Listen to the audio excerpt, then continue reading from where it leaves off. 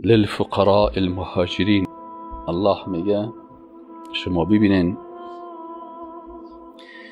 او اصحابی که قبل از نزول وحی به میلیون ها میلیون مال داشتن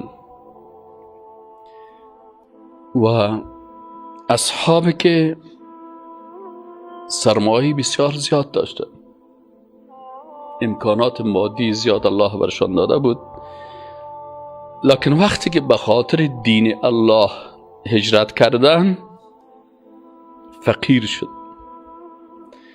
مالایشان و خانه هایشان دشمنای اسلام غصب کردن. الله میگه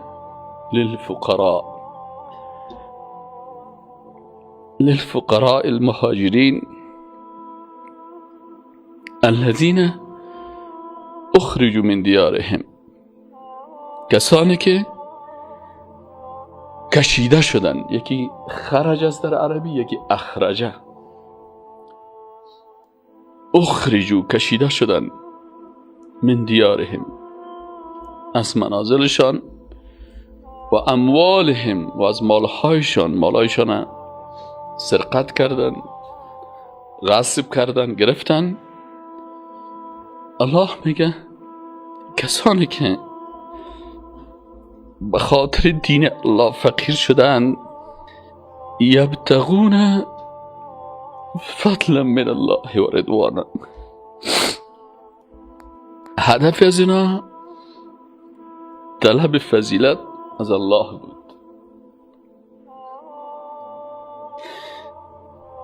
الله از قلبایشان با خبر است.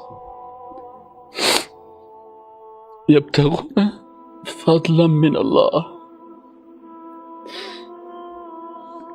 چوکی از الله میخواستن،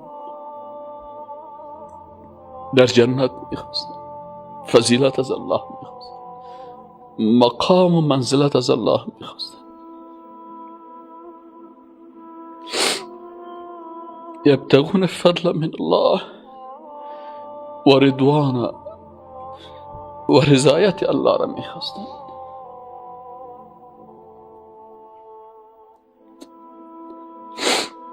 یبتغون فضلا من الله و رضوانا، و رضایت از الله را میخواستن. و ینصرون الله و رسوله، و نصرت دین الله را میکردن، و نصرت رسول الله را میکردن.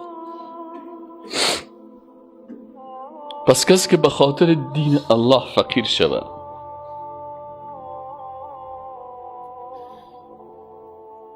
و به خاطر دین الله از خانش کشیده شود و مالش به خاطر ای که مؤمن واقعی هست چور شود و هدفش به الله معلوم باشه که یبتغون فضلا من الله و رضوان و رضایت الله را بخواه، و ینصرون الله و رسوله، و به نصرت دین الله و رسولش باشه. الله بر از اونا یک مدال داده که اولئک هم الصادقون، مدال صداقت از بارگاه الهی نصیب از اینا شد.